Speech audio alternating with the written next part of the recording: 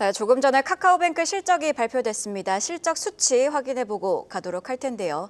카카오뱅크의 작년 4분기 영업이익은 1,149억 원으로 집계되며 전분기 대비 33% 줄었습니다. 다만 전년 대비 기준으로 환산을 하면 11% 증가했고요. 또 이외에도 카카오뱅크의 4분기 영업이익은요, 시장 예상치를 상회하는 수준으로 집계됐습니다. 이외에도 카카오뱅크 현물 배당을 결정했는데요. 주당 360원의 현물 배당을 결정했습니다. 1년 전과 비교하면 현물 배당 같은 경우는 한 200원 이상 늘린 거니까, 그리고 또 오늘 오전 10시입니다. 이 카카오뱅크 이 컨퍼런스 콜에서 어떤 내용 나올지도 살펴봐야 되겠습니다. 네, 그럼 바로 본론으로 들어가 보도록 하겠습니다. 오늘 장의 중심이 될 중요한 이슈의 전략을 통해 정리해 보도록 하겠습니다. 야천투자연구소 남인호 소장, 위즈웨이브 이권희 대표, 유진투자증권 김영재 이사, IM증권 이화진 과장과 함께합니다. 네 분 어서 오세요. 네, 첫 번째 소식입니다. 이재용 삼성전자 회장이 샘 올트먼 오픈AI CEO, 손정희 소프트뱅크 그룹 회장과 3자 회동을 가졌습니다. 손정희 회장의 경우 지금 스타게이트와 관련해서 좀 논의가 있었다라고 이야기를 했는데, 반도체와 AI 분야를 중심으로 협력할 것으로 보이는데요. 삼성전자, 이제 드디어 불확실성 완화 국면에 진입한 걸까요? 남인호 소장님, 어떻게 봐야 될까요? 네, 어제도 말씀드렸지만 저는 그렇게 보고 싶습니다. 또 그것이 점차 현실화되고 있습니다. 예은 앵커님, 이선올이라는 문자 들어보셨습니까? 좀 신조어인가 싶긴 한데 뭔가 네. 합리적인 추론을 해보자면 네. 이재용, 올트먼 그리고 손정희일까요? 네, 정말 모르시는 게 없군요. 맞습니다. 바로 이선올이 어제 우리 서초동 삼성그룹 본사에서 만났습니다. 세 명이 만나서 무슨 얘기 했을까요? 저는 일거삼득이라는 말을 쓰고 싶은데요. 일거삼득, 하나의 행동으로 세 가지 얻었다는 것입니다. 그 첫 번째가 뭡니까? 각자 3사가 필요한 걸 하나씩 다 얻은 겁니다. 소프트뱅크 같은 경우는 지금 ARM이라는 어떤 설계도, 기본 설계도를 자회사로 가지고 있지 않습니까? 그리고 오픈 AI 같은 경우는 거기서 반도체 기본 설계를 얻어가지고 누구에게인가는 HBM4를 오더를 줘야 되지 않습니까? 그거 누구한테 줄까요? 지금 세계에서 두 회사밖에 없죠. 삼성전자한테 주느냐, SK하이닉스한테 주느냐 이거죠. 자, 그래서 이 부분도 해결이 되고, 두 번째가 뭡니까? 라이벌의 어떤 경쟁이 있죠. 지금 그런데 딥시크가 갑자기 떠오르면서 미국의 AI를 위협했죠. 여기에 대한 견제 기능도 가능하고요. 마지막으로 아까 말씀하셨지만 스타게이트 금액이 얼마입니까? 720조. 우리 돈 720조를 소프트뱅크하고 그 오픈 AI 두 회사가 전부 감당할 수 있을까요? 쉽지 않을걸요. 그래서 아마 파트너십으로 우리 한국의 삼성전자나 SK하이닉스한테 손을 벌리러 온 것이 아닌가라는 판단입니다. 결국 이렇게 된다면, 이 삼각축이 이루어진다면은 이제 미국은 계속 AI에 대한 종주권을 계속 유지할 수가 있겠죠. 지금 중국의 위협을 또 떨칠 수가 있겠죠. 저는 그래서 이 삼각의 협력, 한미일 간의 협력은 굉장히 오래 갈 수 있다. 그리고 굉장히 강력해질 수 있다. 이렇게 봅니다. 자, 이제 삼성전자로 들어가 보겠습니다. 제가 그동안 여러분께 50번도 넘게 삼성전자는 20%를 꼭 보유하십시오라고 말씀드렸습니다. 한 번 더 강조드립니다. 지금이야말로 삼성전자를 여러분 계좌에 20% 이상 꼭 가지고 계셔야 됩니다. 그 이유가 뭘까요? 두 가지입니다. 삼성전자에 대한 악재 한번 말씀해 보십시오. 삼성전자에 대한 악재는 이제 다 알고 있습니다. 우리 정말 500만 주주들이 전부 알고 있고요. 더 이상 악재가 나올 게 있을까? 저는 쉽지 않다고 봅니다. 그리고 더 중요한 건 뭡니까? 이미 악재가 주가에 반영됐다. 오히려 이제는 반대로 삼성전자의 호재가 주가에 반영될 때가 되었다라고 봅니다. 저는 그래서 삼성전자는 이제는 상저하고, 지금은 주가가 싸지만 아마 올 하반기로 갈수록 주가가 점점 고공행진할 것이다 봅니다. 그래서 마지막으로 말씀드리면, 지금 어제 종가 52,700원이죠. 이거는 굉장히 착한 가격이다. 마음 푹 놓고 사셔도 전혀 문제가 없다. 이렇게 정리를 드리겠습니다. 예, 지금 어제 이후에 증권사에서 스타게이트 관련해서 삼성전자를 이제 다시 봐야 된다는 의견도 나오고 있는 것 같고, 또 저희 방송 보시는 분 가운데는 삼성전자 수익 구간에 있으신 분들이 그렇게 많지는 않을 겁니다. 주가 더 올라야겠죠. 그래서 주가 측면에서는 걱정거리 해소보다 새로운 투자 심리가 더 들어올 수 있는 부분이 있는지, 이게 중요할 겁니다. 오늘장 그럼 지켜봐야겠고요. 이어서 IPO 이야기로 시장에 초점을 좀 맞춰 보겠습니다. 1시간 뒤입니다. 이 올해 IPO 최대요 LG CNS가 상장을 합니다. 어제 코스닥 시장에 상장했던 두 기업은 급락 마감을 했었죠. 또다시 한번 아쉬운 성적표가 나온 건데 이 침체된 IPO 시장 분위기 반전을 시켜줄 수 있을지 김영재 이사님 어떻게 보십니까? 네, 일단 결론부터 말씀드리면 약간의 반전 시도는 있을 것으로 보고 있는데 일단 먼저 전반적인 IPO 시장 현황에 대해서 잠깐 좀 말씀 좀 드리겠습니다. 전일 성장한 IG넷, 그다음에 PI 주가 하락 마감했는데 특히 IG넷 같은 경우는 장중 내내 공모 가격도 회복하지 못하고 공모가 대비 37.8% 급락 마감을 했습니다. 이렇게 부진한 수익률은 올해 사실 성장한 종목 내에서 많이 지금 발생하고 있는데 올해 지금 7개 신규 상장이 있었는데 여기서 평균 수익률이 마이너스 14.4%고 이제 플러스 수익률 1개 종목이 있었는데 그걸 제외하게 돼서 나머지 6개 종목 수익률은 무려 마이너스 28.7%로 매우 부진한 상황입니다. 유일하게 공모가 대비 상승을 기록 중인 종목이 아스테라시스인데요. 기업의 내용을 떠나서 공모 당시 자료만 가지고만 분석해 보더라도 다른 공모주와는 좀 확실하게 차별점이 존재한다는 점을 알 수 있었습니다. 아스테라시스가 이제 기간 경쟁률이 이제 1242대 1, 그리고 일반 청약 경쟁률도 1791대 1로 가장 높았었고요. 또 의무 보유 확약 비율도 9.99%였는데요. 거의 10%로 다른 공모주들 위에 월등히 높았고 확약 기간도 1개월보다는 3개월에 좀 월등히 많았다는 특징이 있습니다.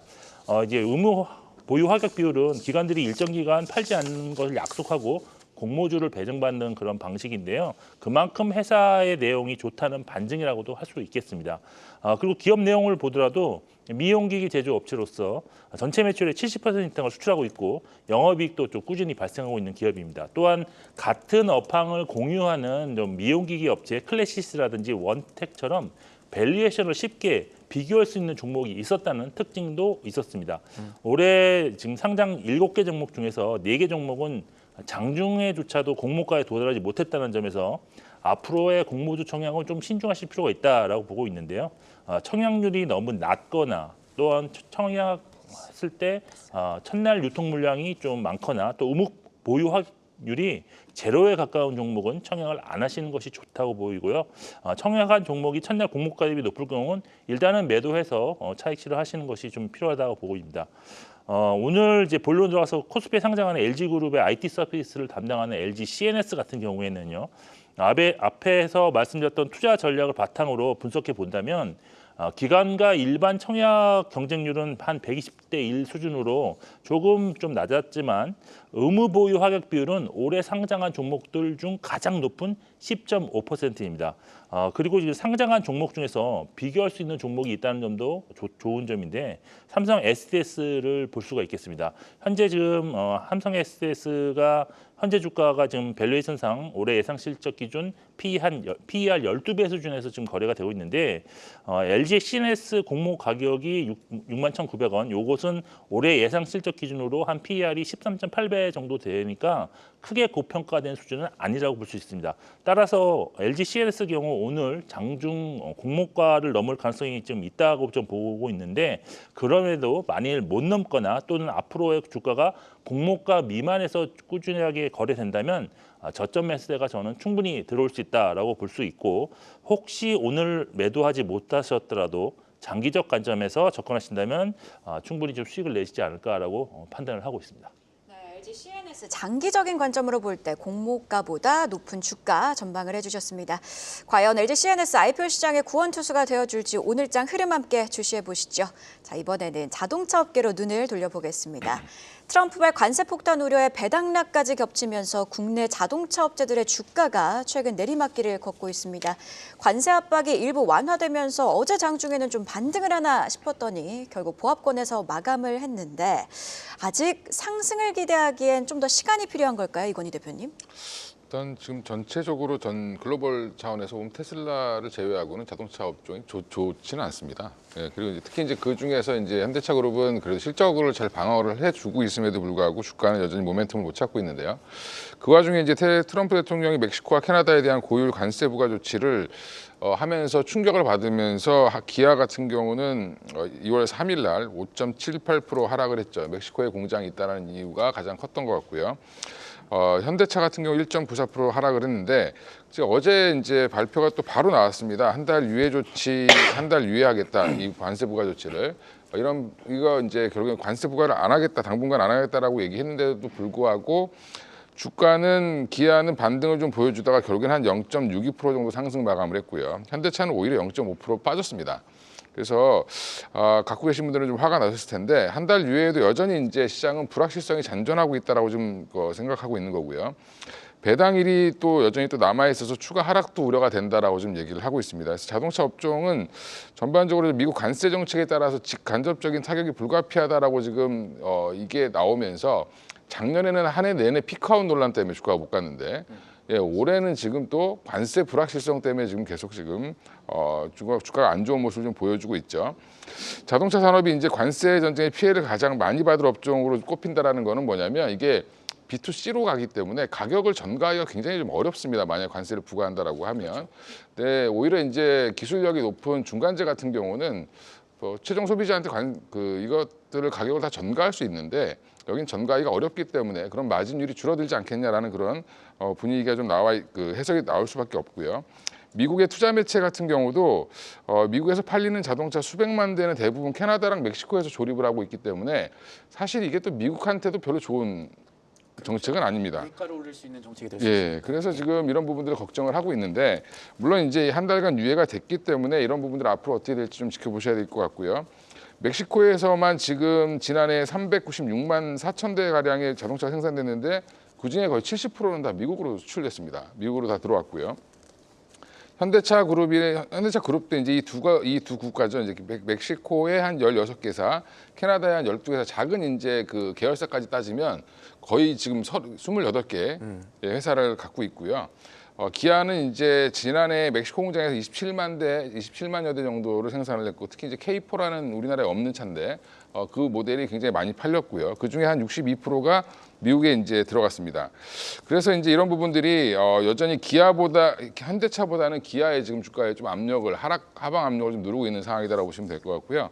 또 하나의 이제 발목 잡고 있는 거는 현대가 이제 배당을 하는 기준일이 2월 28일이고요. 분기 배당을 하는데 기아 같은 경우는 3월 19일입니다. 그러면 2월 26일, 3월 17일 날 각각 이제 배당락이 발생할 수 있기 때문에 그 부분에 대한 또 우려도 좀 있는 편입니다. 부정적인 견해를 보면 여전히 불확실성이 크다. 근본적으로 해결이 안 되면 이거 계속 이제 불확실성을 안고 가기 때문에 주가가 올라오기 어려울 거다라고 보고 있는 쪽이 있고요.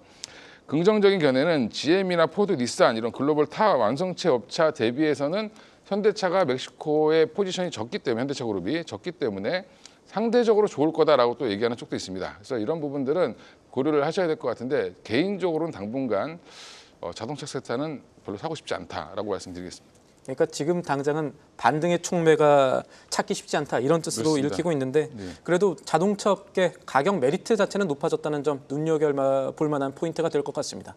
네, 속보 체크하고 가도록 하겠습니다. 1월 소비자 물가지수가 공개됐는데요. 1월 소비자 물가 상승률은 2.2%로 집계되며 5개월 만에 다시 2%에 재진입했습니다.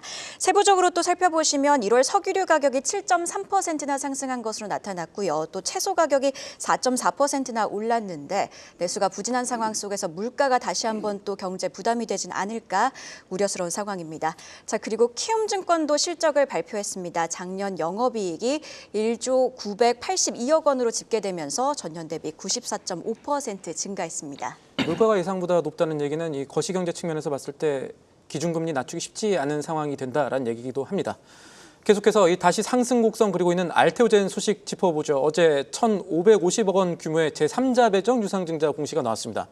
호재성 이슈로 시장이 인식해서 시간에서는 3% 넘게 상승을 했는데 일단은 알테오젠이 이 상승 추세를 계속해서 이어갈지 최고점 돌파 이어갈지 황제주 될지 이런 것들에 대해서 궁금해하시는 분들이 많습니다. 이화진 과장님 어떻게 보십니까?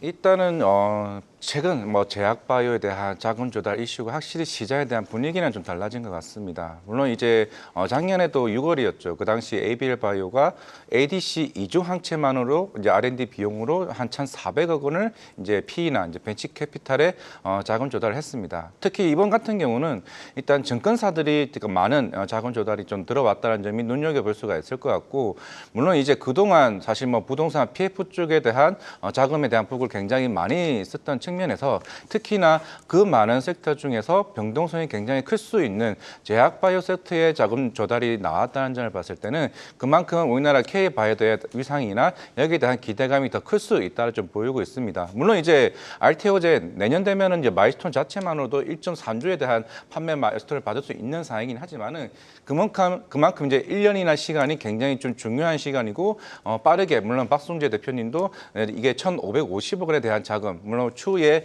뭐 히알루론이다제 관련 이제 원료 생산 공장을 이제 지을 금액이 한 대략 550억 정도 그리고 1,000억 정도는 뭐 향후에 뭐 M&A나 이제 플랫폼에 관련된 기술 도입에 대한 뭐 얘기들을 이렇게 계속 꾸준히 좀 해왔었기 때문에 그만큼 이제 제약바이오 자체가 워낙 시간 싸움이 굉장히 중요하다는 측면에서 좀 굉장히 중요한 좀 결정을 좀 했다고 볼 수가 있을 겁니다. 만약 물론 이제 어제 강한 상승 흐름이 나왔었고 물론 오늘 어느 정도 조정은 나올 수 있다고 생각을 하고 있지만은 그동안 RCPS를 했다는 점 사실 예전에 작년 12월 달이었죠. 이제 그 경쟁사에 있던 이제 한로자임의 특허 문제 이슈가 있었던 부분도 여러 있었고 그에 대한 악재들을 모든 증권사나 벤처캐피탈이 이미 여기에 대한 이제 리스크를 노이즈를 어느 정도 해소했다는 측면도 해석할 수가 있을 것 같습니다. 그동안 머크 뭐 독점 계약 이슈도 있었고 그리고 여러 이슈가 있으면서 새로 나오면서 주가가 항상 반등하는 흐름이 좀 나왔었기 때문에 그렇다라는 거는 이제 모든 리스크가 사라졌고 알테오젠 입장에서는 1분기 모멘텀이 굉장히 많아질 수 있습니다. 물론 이제 박순준 대표가 얘기했던 MTA 6개 계약 사실 MTA는 공시 의무 대상이 아니기 때문에 공시는 안 할 겁니다. 자연스럽게 이어지고 추후에 본계약이 나올 거고 그리고 1분기 같은 경우는 물론 어제 머크사가 이제 실적 발표가 있었습니다. 그러면서 키트루다 이제 매출에 대한 얘기도 나왔었는데 결국에는 이제 키트루다 SC와 관련된 FDA 인허가 신청이 이번 달이나 아마 다음 달 사이에 신청할 가능성이 있고 그렇게 되면은 8월이나 9월 달에 승인이 되겠죠. 그리고 나머지 두 건에 대한 부분은 일단은 듀피젠트 이제 물론 예전 산오피 CEO가 얘기했던 부분이 듀피젠트 관련된 SC를 임상 1상 진입 여부 그리고 N2 SC 관련된 임상 진입 여부가 주가 상승을 동력을 좀 클 수 있다는 측면 말씀드리겠습니다. 이 질문에서 좀 팩트 체크용 네. 질문을 하나 드려야 될 것 같아요. 보통 유상증자 내용을 봤을 때 운영자금이나 채무사단 같은 경우가 자금 조달 목적이면 시장이 별로 반기지를 않습니다. 근데 이번엔 그런 모습이 안 나왔어요. 두 가지 가능성이 있을 수가 있는데 하나는 시장이 이걸 아직 주목을 안 했다. 아니면은 알고도 더 큰 호재가 여기에 있다. 이렇게 두 가지 볼 수 있을 것 같은데 어떻게 생각하십니까? 보통 이제 이런 유상증자를 하게 됐을 때 어떠한 목적으로 사용하느냐가 시장에서 굉장히 주목을 크죠. 만약에 일반적으로 제약바 회사들이 자금 조달을 했는데 우리가 운영할 자금이 없어서 돈을 좀 빌려달라. 그거는 또 시장에서는 악재가 될 수 있는 상황인데 이거를 R&D에 투자를 하거나 시설 투자에 대한 만약에 자금 조달을 하게 됐을 때는 시장 여기에 대해서 굉장히 크게 주목을 받을 수가 있을 것 같습니다. 어제 조건을 보시게 되면은 실제로 RCPS를 하게 됐을 때 우선 배당률이 1%입니다. 실제로 CB를 발행할 수가 있는데 RCPS를 했다. 사실 CB 같은 경우는 채권 발행이기 때문에 그렇죠. 전환사채니까. 향후에 원금이나 이제 이자를 받을 수 있는 상황이 있습니다. 그런데 RCPS를 하면서 실제 자본 인식이 되는데 물론 배당에 대한 이제 그게 있겠죠. 이자가 아니라 배당을 받습니다. 근데 배당의 1%를 벌였다는 거는 향후에 알테오젠이 향후에 수익성을 컸을 때 이거를 주식을 전환하게 됐을 때 그에 따른 시세 차익을 더 크게 볼 수 있다는 측면에 시장에 주목을 하고 있다. 그런 쉽게 점이 말하면 포인트라. 주가가 더 갈 거라고 그렇죠. 지금 보고 이렇게 구조를 만든 게 아닌가라고 생각한다는 거죠? 네, 맞습니다. 알겠습니다. 네, 간만 머크 실적을 보니까 물론 가다실 매출 실망에 주가 자체는 급락했지만 알테오젠과 관련이 있는 키트루다 매출은 계속 증가하는 추이로 나타났는데요. 이런 호재성들을 반영하면서 알테오젠 향후 주가 흐름도 기대해 보도록 하겠습니다. 이어서 오늘 아침에 나온 가장 빠른 리포트 확인해 보고 오시죠. 박정 캐스터가 준비했습니다. 네, 오늘 아침에 나온 리포트 확인해보는 가장 빠른 리포트앤 공시 시간입니다. 트럼프발 불확실성이 커진 시장, 오늘 증권가는 어떤 종목들을 주목했을까요? 실적에 나온 종목들을 중심으로 리포트들 발행됐습니다. 하나금융지주와 카카오에 대한 상향 의견이 있었고 그 밖에 한미약품부터 해성 DS까지는 목표가 하향 리포트가 나왔습니다. 특히 오늘 5개 증권가가 한미약품을 주목한 가운데 훌훌 털고 다시 일어날 준비를 하고 있다며 ADA 2025가 터닝포인트가 될 거라고 기대했습니다. 이어서 제일기획에 대해서는 목표가를 10% 하향 조정하면서 올해는 수익성 방어에서 개선의 해로 거듭날 거라고 짚어내는데요. 먼저 하나금융지주 리포트부터 체크해 보시죠. 어제 역대 최대 실적을 기록했다는 소식과 함께 올해 자사주 4천억 원을 소각하겠다는 공시에 3.7% 상승했던 하나금융지주에 대해 SK증권이 목표가를 소폭 올려잡으면서 8만 1,000원을 제시했습니다. 환율 변동성의 4분기 지배순이익이 컨센서스를 하회했지만 적극적인 위험 가중자산, 즉 RWA 관리를 통해서 비교적으로 선방했다는 분석 나왔고요. 안정적인 주주환원 확대 기조가 지속될 전망이라며 긍정적인 분석 나왔습니다. 또 어제 AI 황태자죠. 챗 GPT의 아버지 샘 올트먼 오픈 AI CEO가 우리나라 대표 기업들의 수장들을 만났습니다. 그중에서 시장에 관심을 끌었던 건 아무래도 카카오일 건데요. 딥시크 소식 속에서 차기 AI 기대 속에 상승하더니 오픈 AI의 협업 속에서 상승폭을 더 키워가는 모습이었습니다. 키움증권은 오늘 카카오의 목표가 5만 2천 원으로 올려잡으면서 인터넷 게임의 최선우주로 격상했다고 분석했고요. 오픈 AI와의 협업을 통해 잠재적 시너지 효과를 발휘할 수 있길 기대했습니다. 또 연간 실적 또한 매출과 영업이익 모두 고성장이 전망된다고 짚어내면서 추가 업사이드 여지 지속될 거라고 분석한 점 투자에 참고해 보시죠. 지금까지 가장 빠른 리포트앤공시 박정원이었습니다. 네, 키움증권이 카카오의 목표가를 5만 2천 원으로 올려잡았는데 목표가 상향으로 이어진 뉴스죠. 오픈AI와 손을 잡았습니다. 오픈AI가 전략적 제휴를 체결한 국내 기업은 카카오가 처음인데요. 그럼에도 어제 주가는 하락을 했습니다. 반면 샘 올트먼 CEO가 관심을 표명한 의료 AI 관련 분야의 종목들은 급등세를 보였는데요. 이렇게 희비가 엇갈린 이유는 어디에 있을까요, 남민호 소장님? 네, 그렇습니다. 오픈AI 샘 울트만 CEO가 어제 굉장히 바쁜 일정을 보냈죠. SK하이닉스의 최태훈 회장도 만나고 특히 방금 소개해드렸던 카카오와 전략적 제휴를 잡았습니다. 국내 기업으로는 처음인데 그럼 주가가 상한가 올라가도 시원찮을 판에 오히려 전일 대비 종가는 2%가 빠졌습니다. 그 이유가 뭘까요? 그리고 언급만 했던 말 그대로 개발자 워크숍인 빌드랩에서 나는 의료 분야에 관심이 많아요. 그러니까 오히려 의료 관련 업종은 급등세 상한가까지 올라갔죠. 그 배경이 뭘까요? 네, 바로 투자 전략 들어가 있습니다. 그 재료가 그 이슈가 주가에 반영되었느냐 되지 않았느냐라고 저는 봅니다. 예컨대 카카오를 예를 들어볼까요? 3일 전에 카카오의 주가는 3만 6천 원이었습니다. 그런데 어제 고가 얼마입니까? 4만 3천 원입니다. 즉 3일 동안에 20%가 올라갔습니다. 그러다 보니 이제 재료의 노출이라고 판단하고 차익 실현 매물이 나왔다라고 봅니다. 자, 그럼 이제 카카오 팔아야 될까요? 아닙니다. 왜냐하면 카카오는 직전 최고가 얼마입니까? 16만 원이었습니다. 16만 원짜리가 3만 원대까지 3만 3천 원까지 내려왔다가 이제 최근에 이제 바닥을 확인하고 올라오는 거기 때문에 카카오를 중장기적으로 본다면 매우 좋은 주가다라고 보고요. 끝으로는 아까 말씀드렸던 토마토 시스템이라든가 셀바스 헬스케어 이런 건 왜 급등했을까요? 그렇습니다. 이 재료는 노출되지 않았던 새로운 재료다. 야, 그러면 앞으로 오픈AI가 계속 확장이 되면 시장이 커지면은 이 의료 관련 업종도 주가도 좋아지겠구나. 이런 기대감이 노출된 것이죠. 그래서 이런 부분은 좀 더 길게 오늘 오르냐 마냐 이걸 보지 마시고 중장기적으로 접근하는 게 좋아 보입니다. 네, 말씀대로 이 AI 사업 후발주자인 카카오, 사실 지금 주가 측면에서 빠져나오면 손실이 너무 큰 투자자분들이 정말 많겠죠. 이 오픈 AI 협력이 장기적으로 주가 돌파구가 되어주기를 바라고 있을 겁니다. 다음 소식 살펴보죠. 이 미국발 관세 폭탄 우려로 우리 시장 불확실성이 계속되고 있습니다. 이런 상황에서 관세 폭탄 우려가 적은 좀 종목들이 떠오르고 있다라는 통계도 있는데 김영재 이사님, 그 피난처 어딘지 찾아주셨다고요? 네, 먼저 최근 시장 상황이 어제 같은 경우 이제 관세에 대한 유예로 좀 반등했지만 아직 유럽이라든지 아니면 총목으로 반도체 같은 종목에 대한 관세가 남아 있을 거기 때문에 여전히 관세에 대한 불확실성은 현재 진행 중이라고 할 수 있겠습니다. 따라서 말씀하신 것처럼 이제 상대적으로 자유로운 업종이나 산업에 대한 관심이 점점 높아진다라고 볼 수 있는데 관세가 사실 수출하는 제품에 부과된다는 점에서 관세 관련 물동량이 없는 산업이 좀 주목을 받고 있다라고 보시면 될 것 같습니다. KB증권이 이제 물동량 없는 대표적인 산업을 제시를 했는데 소프트웨어, 전력 원전, 우주방산, 미디어엔터, 내수주인 또 금융, 유통, 건설, 통신을 선정했는데 실제로 이들 중에서는 트럼프 시대 수혜 업종으로 거론되는 업종들이 많이 포함되어 있다는 것을 알 수 있습니다. 그리고 실제 시장에서도 트럼프 대통령 취임 이후 수익률을 살펴보니까 코스닥 코스피 거의 마이너스 1% 이상 하락했는데 KRX 미디어 엔터 지수가 5.5% 상승한 등 소프트웨어와 엔터 업종 수익률이 업종 최상위권에 포진하고 있던 것도 긍정적이라고 할 수 있습니다. 그리고 과거 트럼프 1기 관세 전쟁이 나타났을 때 미디어 엔터 종목들이 수익률이 상당히 좋았는데요. 실제 2018년 당시 JYP 엔터 한 해 동안 120% 상승했고 SM도 50% 상승률을 기록했었습니다.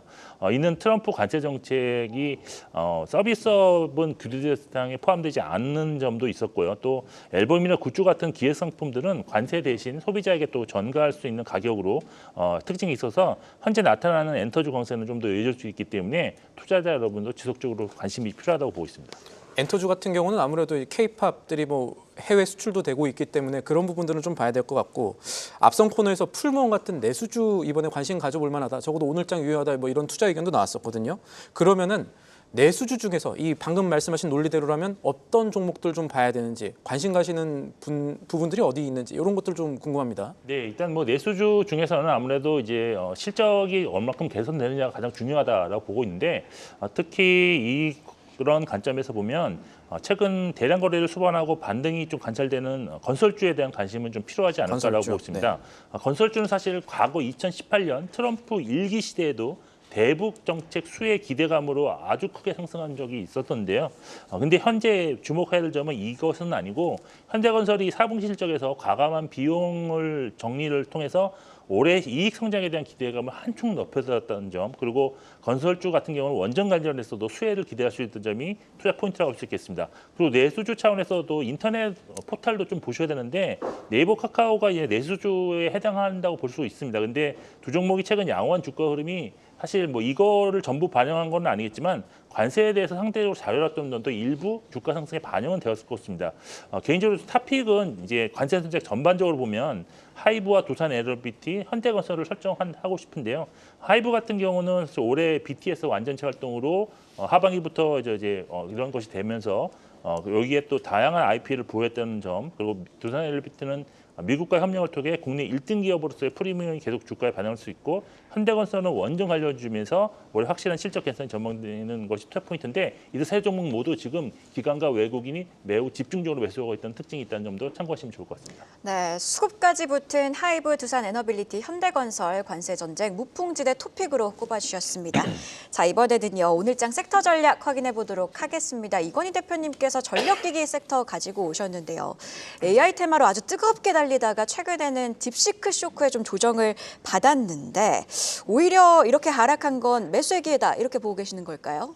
일단 뭐 기본적으로 이제 뭐 딥시크를 제외하고 아마 생각을 해보시면, 그 전에 전력기기 교체 수요, 노후화된 교체 수요, 미국이라든지 유럽이라든지 뭐 중동의 신규 수요 이런 것들이 꾸준히 있다라는 부분들은 다들 아셨을 거고, 주가가 워낙 많이 올라서 사실 부담스럽긴 하지만 그래도 여전히 좋다라고 하는 섹터는 사실은 전력기기는 아마 대부분 전문가들이 나쁘다고 하는 쪽은 없을 겁니다.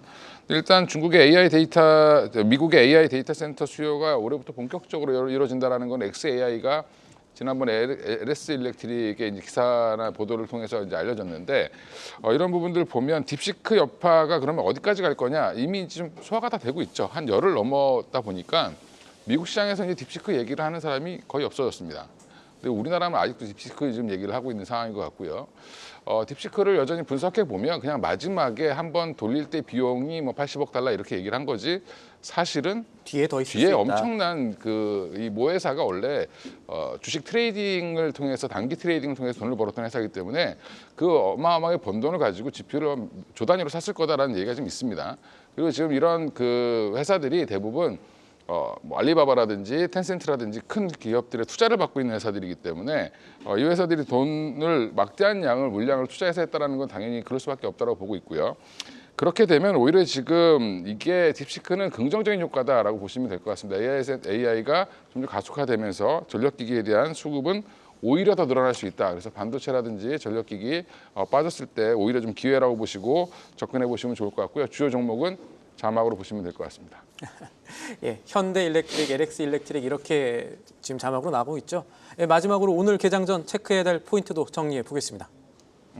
네, 이번 주 뭐 LG CNS 이제 오늘 이제 상장되게 되는데 30년 만에 이제 상장이기 때문에 오랜만에 이제 신규 상장주에 대한 주목도 좀 있을 것 같고 이제 크래프톤 물론 이제 샘 알트만이 이제 방한하게 되면서 이제 AI 게임 쪽에 좀 관심이 많았던 만큼 오늘 다크앤다커 이제 모바일 출시하게 되면서 게임주의 동향 좀 주시해볼 필요 있다 말씀을 드리겠습니다.